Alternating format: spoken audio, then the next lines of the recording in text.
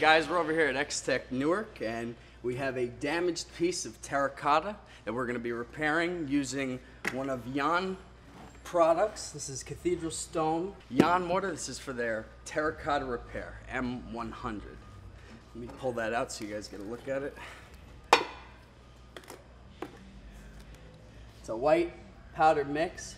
We're going to make this at about a 5-to-1 ratio, and we're going to start patching a dental here along with an egg and dart pattern. First thing I'm going to do is I'm going to get an appropriate amount of the mix. This is supposed to be at a 5-to-1, no more, no less. This is very important for the color of the material as well as your final look and product.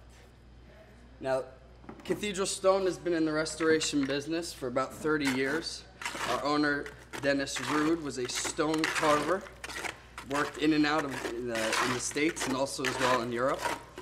He came across Jan mortar at a point, and working with individuals within that group, he was able to get a license for the material and bring it over to the States as you know it, Cathedral Stone products.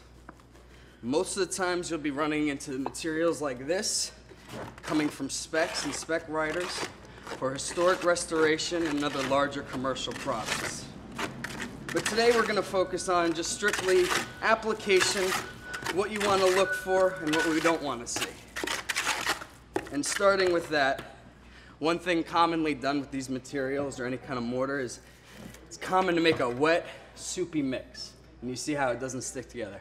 That's not what we're looking for here in Cathedral Stone.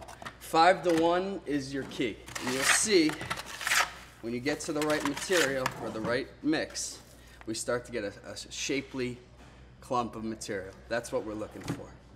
Once we have that, we want to let it sit. Most important aspect of doing this material is your prep work and how much water you use. So you'll see all these repair areas have been brought down a minimum of a 1/2 inch. That way the material by its spec can be put on at that minimum. This keeps it structural and also keeps our color just where we need it. So we're going to take some water and we're going to start to soak the stone. Now we don't want to do a short spraying like that. Terracotta tends to dry out pretty fast. We want it nice, evenly soaked with as much water as we can. The term we use, which you can also find in our spec, is glistening wet. We don't start application until we have a glistening wet substrate. Once we have that, the key to this material is its bond. Its bond is just the 5-to-1 mix with a little bit of extra water to get what we like to refer to as a peanut butter coat. So it'll be a little pliable, a little mushy. You're going to take your trowel here, and any area that this material is going to touch needs to have this prep coat put on. Anywhere where you miss or have an uneven layering of this, you can have a bond issue. So you want to make sure this gets done. I'm going to go ahead and do both here. We now have our area prepped out. We're going to start the work from top to bottom.